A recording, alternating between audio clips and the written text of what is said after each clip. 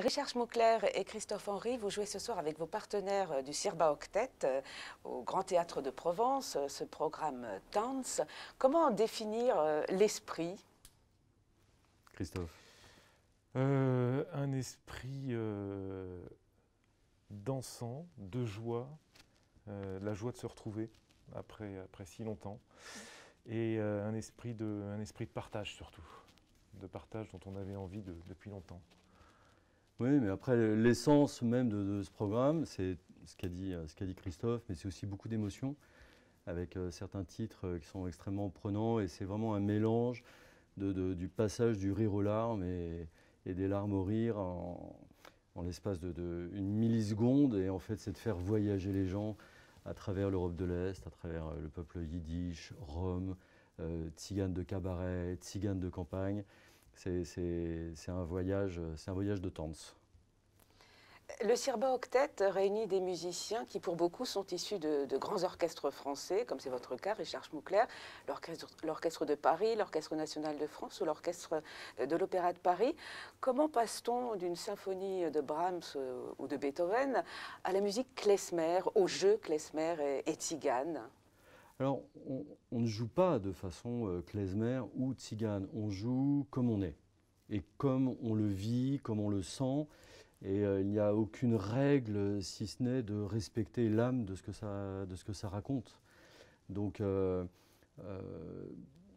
comme on ne cherche pas à être différent de ce qu'on est, ou à vouloir jouer comme, hein, Christophe C'est super votre question, parce qu'en fait ça joue surtout sur la polyvalence d'un musicien, un musicien qui doit être curieux de tout.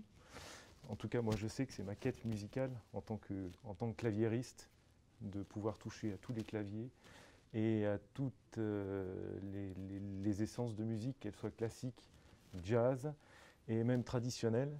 Et là, j'ai trouvé justement dans cet ensemble, et je remercie Richard de m'avoir donné la possibilité de jouer avec eux, de pouvoir